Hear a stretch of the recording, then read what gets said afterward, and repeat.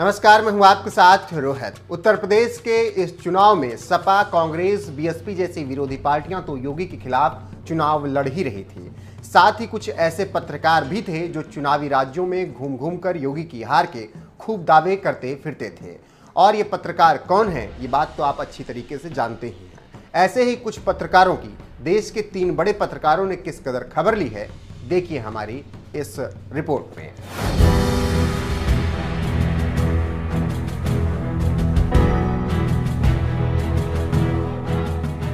सपाई मुखिया अखिलेश यादव की रैलियों में उमड़ती भीड़ के बाद कई पत्रकारों ने सपा के जीतने की भविष्यवाणी की, मगर जब 10 मार्च को चुनावी नतीजे आए तो एक बार फिर से योगी सरकार सत्ता में लौट आई। इन चुनावी नतीजों के बाद एनडीटीवी के पत्रकार अखिलेश शर्मा ने लिखा, मीडिया और राजनीतिक विश्लेषकों का एक हिस्सा वास्तविक धरातल से दूर हो चुका है। चुनाव के समय पर्यटक की तरह चुनावी राज्य घूम लेने से जनता की नब्ज नहीं पकड़ी जा सकती। ट्विटर टाइमलाइन जनता का मूड नहीं बता सकती।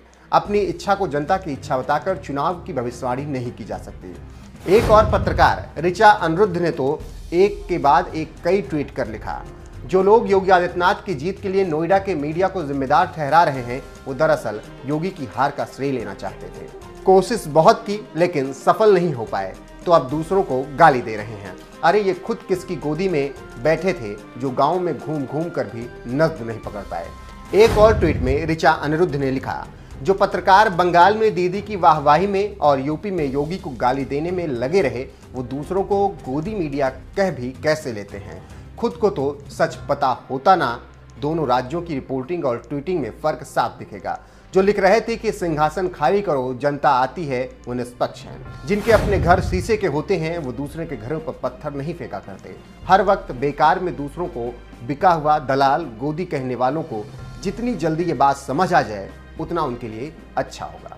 बाकी उनकी मर्जी, उगलते रहें जितना जहर ट्विटर पर उगलना है और लोगों को धर्म जात पर बांटना है। एक और वरिष्ठ पत्रकार अनुराग मुस्कान ने भी लिखा, जरा सोचिए, जो पत्रकार और एंकर टीवी चैनलों से निकाले जाने के बाद अपना यूट्यूब चैनल चलाकर ईमानदार पत्रकारिता के नाम पर ग्राउंड जीरो से अपना एजेंडा चलाकर सच दिखाने का दम भर रहे थे, उन्होंने टीवी चैनल्स में रहकर अपने प्रभाव का कितना दुरुपयोग किया होगा। अनुराग मुस्कान, अखिलेश शर्मा, ऋचा अनिरुद्ध, इन तीनों बड़े पत्रकारों ने उन पत्रकारों को कुछ इस तरीके से लताड़ा है जो गोदी मीडिया बोलकर पत्रकारों के एक वर्ग को लगातार टारगेट करते ही रहते हैं। योगी मोदी विरोध का एजेंडा चलाने का भी उन पर आरोप लगता रहा है। यही वजह है कि चुनावों के दौरान खुद पीएम मोदी ने हरदोई की एक रैली में बिना नाम लिए पत्रकार अजीत अंजुम पर जोरदार हमला बोला था। इस दौरान उन्होंने क्या कुछ कहा था, आइए आपको सुनाते हैं। एक ऐसे ही आजकल जाते हैं ना टीवी, हमारे ऐसे मित्र सारे, तो ऐसे कोई डंडा लेकर के पहुंच गया इंटरव्यू करने के लिए। वो गरीब मां को तो क्या मालूम, वो आके खड़ा हो गया, उसने ऐसे ही उनको जरा टेढ़े मेढ़े सवाल पूछना शुरू किया। उस गरीब महिला बुजुर्ग मां से पूछा कि आपके यहां चुनाव कब है, और मजा ये है उस मां ने सही तारीख बताई कि फलानी तारीख को हमारे यहां चुनाव है। लेकिन उसके साथ साथ ये भी कह दिया मां ने, ताकि वो आकर के सर खाए नहीं, नया सवाल पूछे नहीं। उन्होंने कहा चुनाव है फलानी तारीख को और हमने नमक खाया है, हम धोखा नहीं देंगे।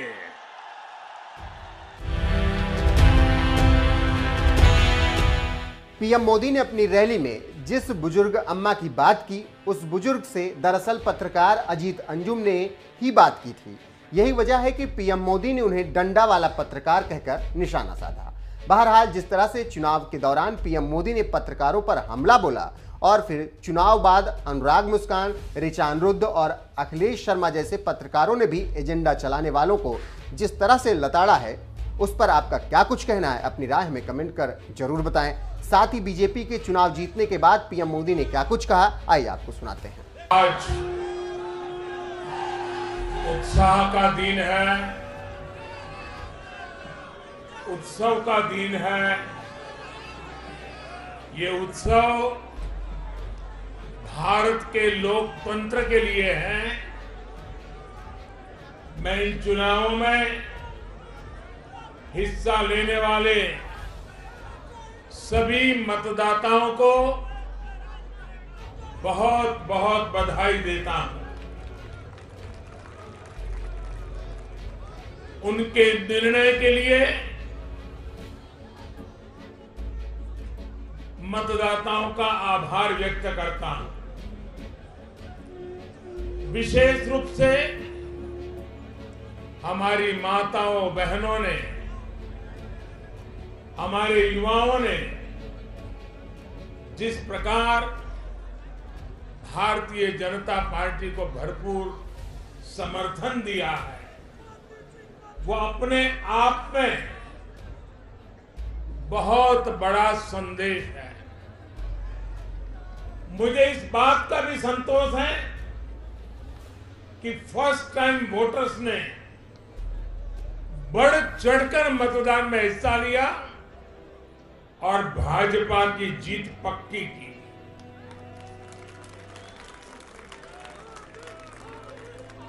चुनाव के दौरान भाजपा के कार्यकर्ताओं ने मुझसे वादा किया था कि इस बार होली 10 मार्च से ही शुरू हो जाएगी।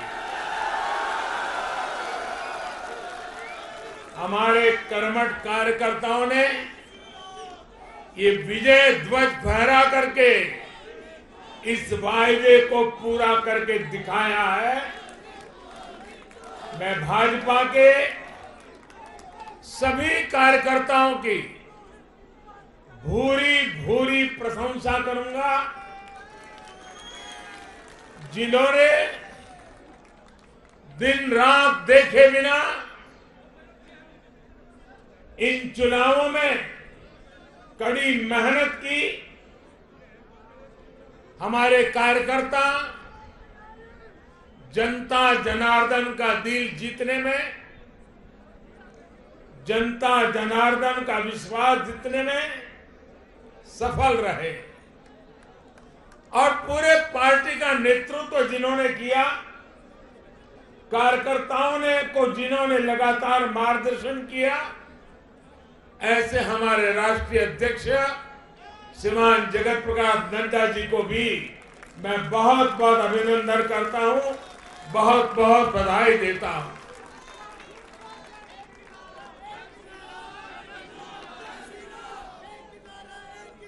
पार्टी के हर छोटे मोटे सभी कार्यकर्ताओं ने उनके अथक परिश्रम से आज एनडीए के लिए जीत का चौका लगाया है।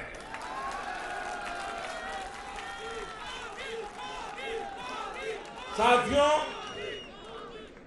उत्तर प्रदेश ने देश को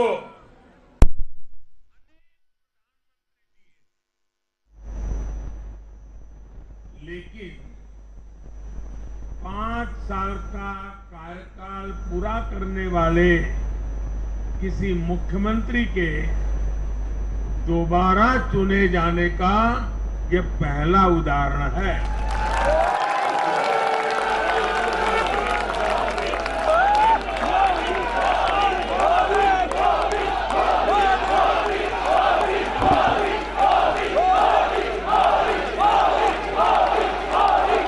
नड्डा जी ने विस्तार से बताया, उत्तर प्रदेश में 37 साल बाद कोई सरकार लगातार दूसरी बार सत्ता में आई है। 3 राज्य यूपी, गोवा और मणिपुर में सरकार में होने के बावजूद बीजेपी के वोट शेयर में वृद्धि हुई है।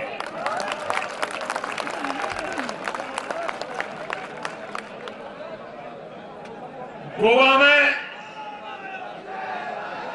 सारे एग्जिट पोल गलत निकल गए और वहां की जनता ने तीसरी बार सेवा करने का मौका दिया है। 10 साल तक सत्ता में रहने के बाद भी राज्य में बीजेपी की सीटों की संख्या बढ़ी है।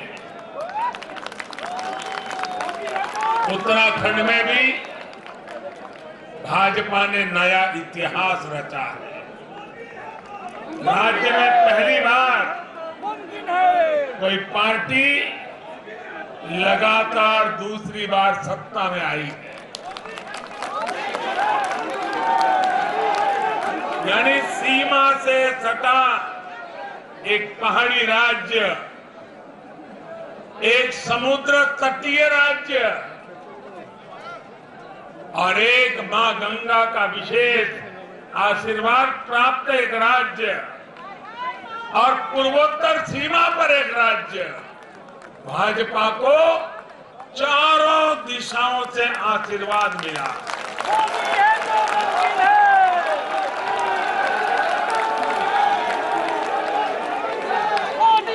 इन राज्यों की चुनौतियां भिन्न है, सबकी विकास की यात्रा का मार्ग भिन्न है, लेकिन सबको जो बात एक सूत्र में पिरो रही है वो है भाजपा पर विश्वास। भाजपा की नीति, भाजपा की नीयत और भाजपा के निर्णयों पर अपार विश्वास। साथियों, ये चुनाव नतीजे भाजपा की पुअर, प्रोएक्टिव गवर्नेंस पर एक प्रकार से बड़ी मजबूत मोहर लगाते हैं।